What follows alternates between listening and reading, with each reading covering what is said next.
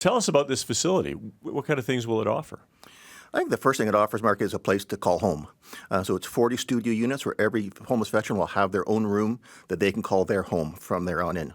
But more importantly, it's not just a roof over their head. It's all the wraparound support. So it's staff, it's availability to mental health support, various programming, community areas to really make them feel part of a team, a part of the community of veterans. That wraparound services seems to be kind of a key to helping people, move from homelessness to something obviously more looking forward and being able to cope, right? Oh, absolutely, it really is. I mean, that's why it's called housing first, because housing is just the first step. Unless you provide those wraparound supports to help deal with some of the underlying causes of why they ended up homelessness, then they're going to end up back being homeless. So how is this facility funded? So we have funding from both the federal, municipal, and provincial government. We actually have land from the City of Edmonton, so kudos to the City of Edmonton for 1.5 acres of land in the Athlone neighborhood.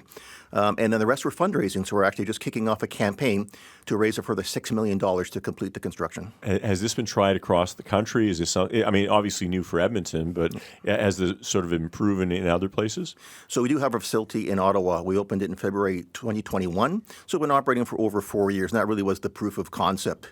And so we've taken the lessons learned there, we've improved the model, but really taking that proven concept and importing it to Edmonton. What are some of the things that contribute to veterans' homelessness? Like a lot of other homeless population, it's affordability, it's mental health, it's physical health, and of course addictions. But when you layer on top of that their trauma they've experienced while serving the military, and that transition out of the military, one day you no longer have a uniform on anymore. How do you make appointments? How do you navigate the civilian system, which you've never had to do before? So all that layers on, which really makes veterans overrepresented. And being part of a community of veterans in this way probably will help folks, I would think, in some ways. I think so, because everyone has that common bond, that common touch point of having served their country, worn the flag. And the fact is then we can also tap into supports for veterans through the Royal Canadian Legion, through Veterans Affairs Canada. And so we're able to provide them access to those supports. It must be difficult for you to realize that so many veterans are homeless and on the streets. Mark, it's staggering.